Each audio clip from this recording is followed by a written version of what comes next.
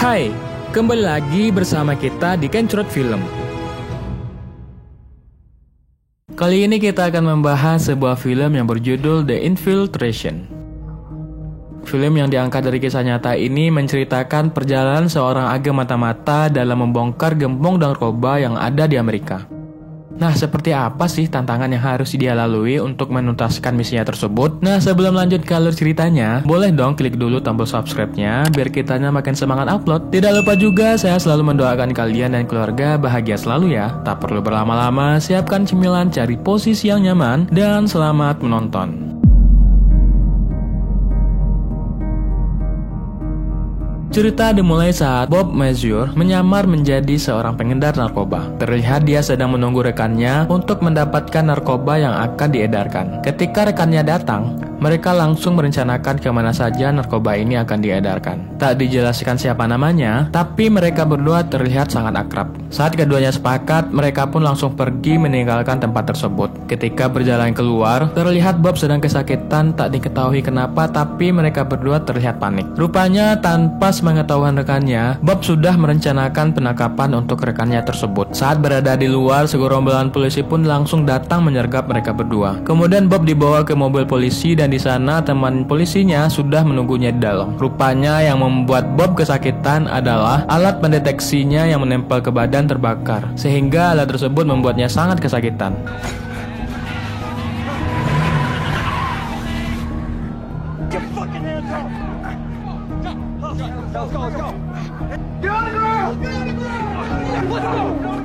Malamnya Bob pulang dan membakar seluruh identitas palsu saat ia menjadi seorang agen mata-mata. Keesokan harinya di kantornya Bob, terlihat para personel polisi sedang meeting membahas penangkapan selanjutnya terhadap jaringan narkoba terbesar dunia, yaitu Pablo Escobar. Setelah itu, di ruang persidangan, temannya Bob yang bernama Vicky menyarankannya untuk segera pensiun karena dirinya takut sewaktu-waktu Bob bisa saja terbunuh saat menjalankan misi. Kemudian pada malam harinya, Bob didatangi oleh Abreu untuk mengabarkan kalau dirinya sudah menemukan informan untuk jaringan narkoba tersebut. Di sini terlihat ada sedikit perdebatan antara Bob dan Abreu, dikarenakan sikap Abreu yang terlihat santai padahal nyawa mereka sedang dipertaruhkan.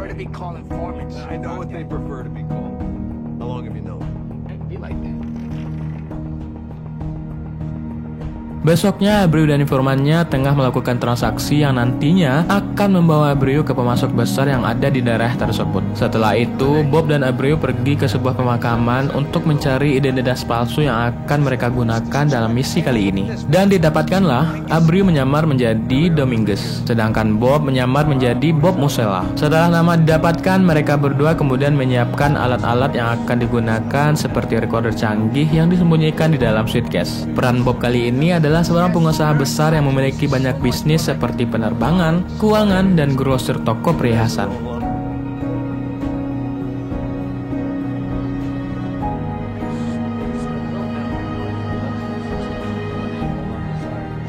Kemudian scene berpindah ke Abreu yang saat itu sedang melakukan transaksi dengan bandar narkoba yang telah dijanjikan oleh informannya tadi. Tidak sampai di situ, Bob juga sedang mendengarkan obrolan mereka melalui alat penyadap yang telah diletakkan sebelumnya. Di transaksi tersebut, mereka meminta Abreu untuk mempertemukannya dengan Bob Musella agar keuangan mereka bisa dicuci lebih banyak bila dikelola oleh Bob. Dan Abreu pun mengiyakan permintaan tersebut. Setelah transaksi selesai, salah satu bos mereka tidur di kamar tempat Bob bersembunyi. Bob pun merasa ketakutan karena kalau salah langkah sedikit saja, penyamaran mereka berdua pasti akan terbongkar. Setelah situasi sedikit tenang, Bob pun keluar secara diam-diam. Saat berjalan keluar, ternyata informannya Abreu mengetahui keberadaan Bob, yang menyebabkan Bob harus mengancam informan tersebut dengan menodongkan pistol ke wajahnya. Kemudian orang yang tidur di kamar tadi terbangun dan menanyakan apa yang terjadi. Untung saja informan tersebut tidak mengatakan yang sebenarnya, sehingga posisi Bob pun aman.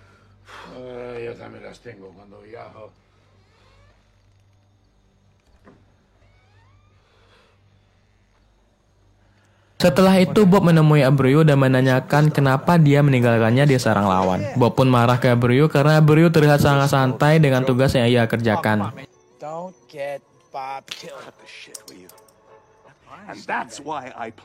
And so when your snitch pulls a gun on me, a gun that he's... Man, you never gotta question if I'm on your side or not, because I'm always on your fucking I side. start to wonder, is Amir on my side? Is he with me or not? Setelah berdebat cukup lama, Bob pun meninggalkan Abreu. Besoknya Bob menemui salah satu terpidana narkoba yang bernama Dom untuk meminta bantuannya dalam misi kali ini, dan Dom pun menyetujuinya. Setelah itu Bob pergi ke sebuah bank yang mana saat itu dia berperan sebagai musela yang akan berinvestasi di bisnis real estate di Florida. Dia menjelaskan ke pihak bank tersebut kalau dia sedang mengolah keuangan sekelompok pengusaha yang ada di Kolombia. Dan sejak saat itu Bob dan Abreu menjalankan tugasnya masing-masing. Abreu yang bertugas melakukan transaksi antar bandar narkoba, sedangkan Bob bertugas mengelola keuangan bandar tersebut. Sesuai janji Abreu sebelumnya, mereka kemudian bertemu dengan Bob Musella di suatu bar di sana. Mereka kemudian saling memperkenalkan diri. Yang tua bernama Mora, sedangkan yang muda bernama Gonzalo. Mereka pun berbincang-bincang untuk menyepakati transaksi yang akan mereka lakukan, dan Gonzalo berjanji akan mempertemukan Bob dengan atasannya. Setelah itu, mereka semua mantap-mantap dengan wanita di sana. Namun saat akan mantap-mantap, Bob menolak ajakan wanita tersebut, sehingga Gonzalo bertanya-tanya kenapa dia menolak wanita itu. Bob pun mengatakan kalau dia telah bertunangan dan akan segera menikah dalam waktu dekat. Dia merasa bersalah jika mantap-mantap dengan wanita selain tunangannya. Sepulang dari bar, Abreu menemui Bob dan mengatakan kalau perkataannya tentang tunangan itu membuat rencana mereka berubah. Karena dengan rencana itu mereka juga harus mempersiapkan seorang wanita untuk ikut dalam misi kali ini. Abreu menyesalkan sikap Bob yang tidak mau menuruti kehendak dari para mafia itu. Intinya kalau mereka nyuruh mantap-mantap ya kerjakan saja, karena kalau tidak rencana mereka harus berubah. Sesuai janjinya, Gonzalo mempertemukan Bob dengan bosnya yang bernama Javier Ospina. Dia mencuci uang untuk Escobar. Tujuan Bob adalah untuk mengajak Javier bekerja sama dengannya dalam bisnis pencucian uang.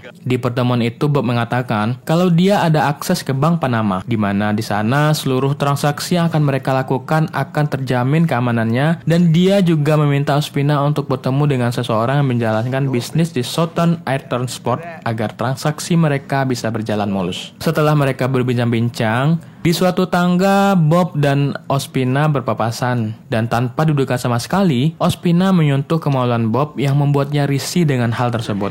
Malamnya Bob mengatakan ke Gonzalo kalau transaksi mereka tidak akan deal kalau Ospina masih melakukan hal tersebut.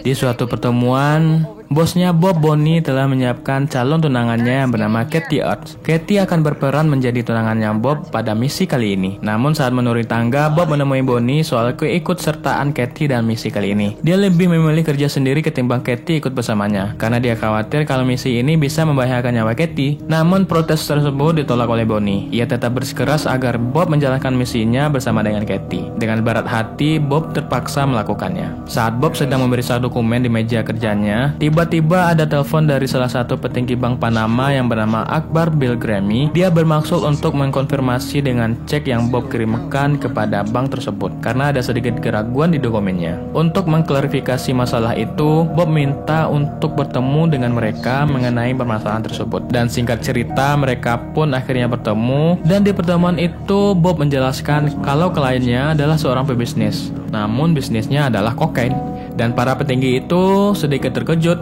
dan meminta waktu untuk mendiskusikannya di luar. Kemudian mereka membawa salah satu eksekutif tertinggi di bank tersebut, dan singkat cerita mereka menyetujui transaksi itu.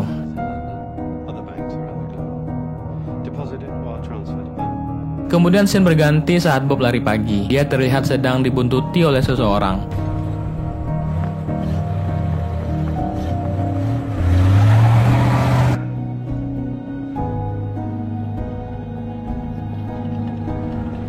Setelah itu Bob menceritakan ke Abreu dan Katie kalau dirinya sedang dibuntuti. Di sana mereka sedang latihan untuk mengenal satu sama lain dengan peran yang akan mereka jalani. Malamnya Bob dan istrinya merayakan anniversary pernikahan di suatu restoran. Namun Bob tak mau duduk di tempat biasanya. Dia lebih memilih duduk di belakang, tujuannya supaya tidak ada yang mengenalinya. Beberapa saat berlalu, tiba-tiba Mora datang, dan seketika Bob panik karena hal yang paling ia takuti terjadi. Dia pun langsung berganti peran menjadi Bob Musella dengan mengatakan bahwa yang bersamanya kali ini adalah asistennya. Karena rencana awalnya Bob di sana untuk merayakan anniversary, otomatis pelayan di sana membawakan kue yang bertuliskan anniversary. Tapi karena Bob takut identitas aslinya terbongkar, dia pun marah-marah ke pelayan tadi dan menghempaskan muka pelayan itu ke kue yang dia pesan. Melihat suaminya yang seperti kerasukan, istrinya Bob takut karena dia tak seperti biasanya. Nah, singkat cerita, sewaktu jalan pulang, barulah Bob menceritakan yang sebenarnya kepada istrinya, bahwa dirinya sedang menyamar menjadi Bob Musella. Kemudian kita dibawa ke suatu bar yang memperlihatkan Abreu menghajar penguntit yang pernah mengikuti Bob, dan identitas penguntit itu adalah seorang agen CIA. Setelah itu, Bob sedang menemui seseorang di suatu tempat. Tak dijelaskan siapa orang yang ia temui saat itu, namun sepertinya dia adalah salah satu kenalan mafia besar di sana. Dan saat perjalanan pulang, mereka berdua mengobrol satu sama lain. Tiba-tiba seseorang menembak mati pria tersebut. Akibatnya mobil yang dibawanya oleng dan terbalik. Bob yang ikut bersamanya juga luka-luka akibat kecelakaan tersebut. Karena takut identitas aslinya terbongkar, ia pun kabur dari tempat kejadian. Besoknya Bob dibawa ke suatu tempat dengan mata tertutup. Tampaknya itu merupakan salah satu cara agar Bob bisa bertemu dengan bos mafia lainnya. Sesampai di sana, ia dihadapkan dengan seorang dukun yang sedang menjampi-jampi seseorang. Di hadapan dukun itu ada dua orang yang akan diuji identitas aslinya, yang salah satunya adalah Bob. Saat dukun itu menanyakan orang yang di sebelah Bob, dukun itu langsung melakukan ritual persembahan untuk mencari apakah orang tersebut berbohong atau tidak. Dan saat hasil ritualnya keluar, ternyata orang tadi berbohong dan penjaga di sana langsung menembak mati orang tersebut. Bob yang ada di sebelahnya pun mati ketakutan karena setelah pria itu giliran dia yang akan ditanyai. Bob pun pasrah dengan apa yang akan terjadi kepadanya. Setelah ritual, hasilnya Bob tidak berbohong sehingga nyawanya kali ini selamat untuk kesekian kalinya. Setelah itu ia bertemu dengan bosnya tanpa mengucapkan sepatah kata pun.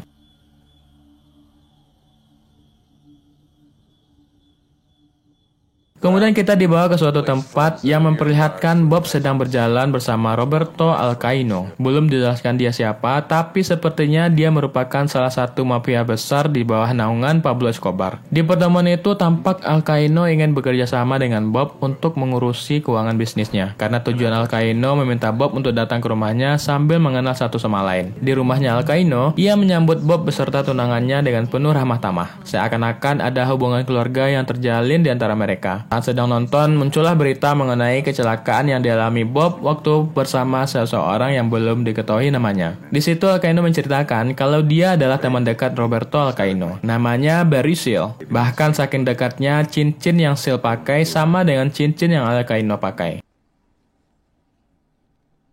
Kemudian scene berpindah ke Abreu yang sedang bersama dengan informannya. Di sana, informannya meminta sejumlah uang tambahan atas tugasnya sebagai informan. Kalau tidak, informan tersebut akan membongkar rahasia Abreu di hadapan Gonzalo. Tentu saja, Abreu tidak mau memberinya uang tambahan. Dan saat di hadapan Gonzalo, benar saja, informan tersebut mengatakan ke Gonzalo kalau Abreu adalah seorang polisi. Saat terjadi pertikaian kecil, Gonzalo tidak langsung percaya dengan apa yang informan itu katakan. Kemudian Abreu mengatakan kalau informan itu mengambil uangnya Gonzalo, dan Gonzalo pun langsung memeriksa informan tersebut. Dan ketahuan kalau informan itu menyembunyikan uang di balik celananya. Tanpa basa-basi, Gonzalo langsung menembak kepala informan tersebut dan mereka semua tertawa. Abreu yang melihat kejadian itu sedikit ketakutan. Setelah itu Abreu mencoba menelpon Bob, namun tak diangkat karena saat itu dia lagi bersama Alcaino bersenang-senang. Di tengah kebersamaan itu, tampak Alcaino telah percaya sepenuhnya kepada Bob. Ia berniat untuk mempertemukannya dengan Pablo, tapi sebelum bertemu, Alcaino meminta Bob untuk mencairkan uang Pablo yang dibukukan oleh pemerintah setempat. Untuk memuluskan rencana itu, Bob menemui petinggi bank Panama di suatu tempat untuk membicarakan uang Pablo yang dibukukan. Bob meminta kepada petinggi tersebut untuk memalsukan sebuah dokumen agar uang itu bisa dicairkan, dan mereka pun menyanggupinya dengan syarat Bob harus menambah depositnya agar transaksi bisa dilakukan.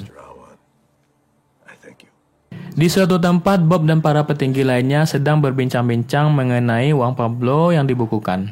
Di sana ada Mr. Chinoy, Mr. Ambridge, dan Ospina. Saat mereka berbincang-bincang, tak sengaja tas yang selalu dibawa Bob untuk merekam pembicaraan terbuka, dan kejadian itu diketahui oleh Spina. Saat itu juga Ospina mencurigai Bob sebagai mata-mata guna membongkar kerjaan bos mafia tersebut. What's he gonna worry about? I'm gonna come back to this table, and when I come back, I'm gonna be completely broke my heart about it. Di sebuah bar saat mereka semua bersenang-senang, seseorang menembak Ospina. Tak tahu siapa pelakunya, namun sejak kejadian itu, Bob dan Katie terlihat sangat ketakutan.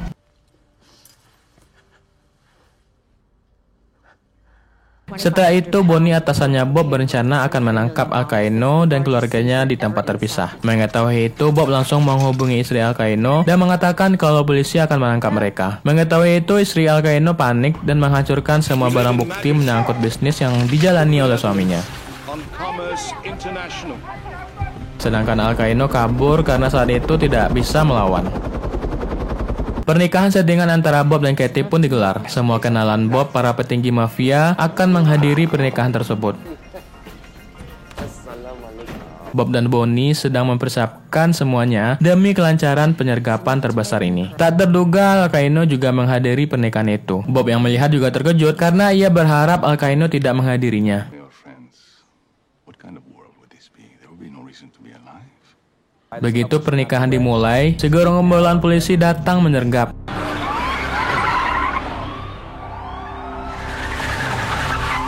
Para petinggi itu tidak bisa kemana-mana.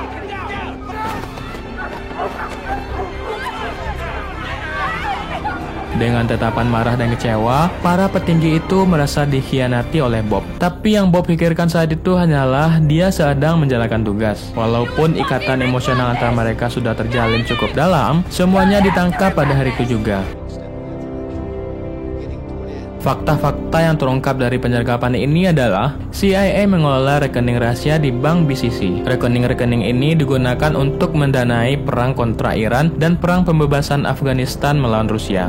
Operasi penyergapan ini telah meruntuhkan bank terbesar ke-7 dunia, dan film pun tamat. Nah, itulah dia alur cerita film The Infiltration. Semua kejadian di film ini diangkat dari kisah nyata yang dialami oleh Bob Mazur. Dari film ini kita mengetahui bahwa bisnis narkoba sangat digemari oleh para petinggi dunia dan betapa kejamnya orang-orang yang ada di bisnis itu. Semoga saja kalian menikmati alur cerita film ini ya, dan sampai jumpa di film berikutnya. Dadah.